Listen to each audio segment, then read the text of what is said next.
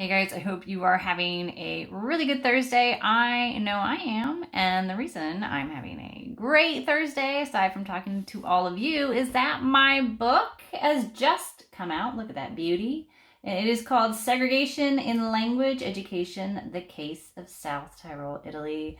For those of you who don't know where South Tyrol is on a map, South Tyrol is part of the northeastern part of Italy, and it is in part of Italy that used to belong to Austria. And the reason why this area is so important, why I think it needs to be discussed, is that it is a part of the West that practices legalized segregation in schools. That is right, you heard it right.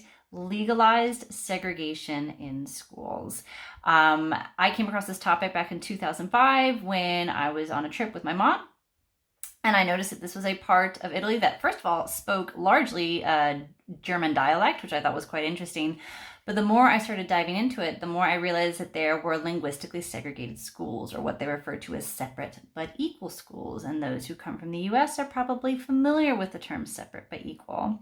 South Tyrol practices these what they call separate but equal schools in order to preserve the German-speaking mother tongue, since South Tyrol was an area that at one point was controlled by the fascists and then eventually by the Nazis.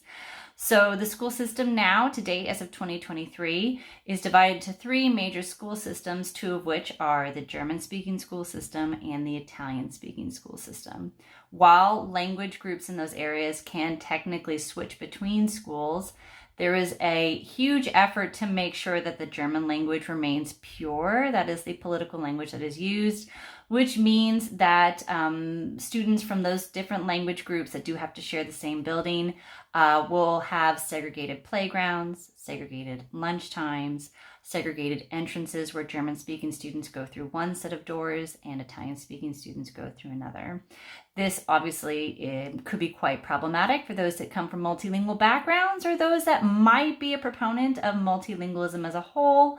So if you are interested in learning more about this area, if you want to check out the research that has been done, I have done it all for you in this book, which you can access through Palgrave Macmillan's website, or you can head over to Amazon, where you can also get a free excerpt of the first few pages of the book.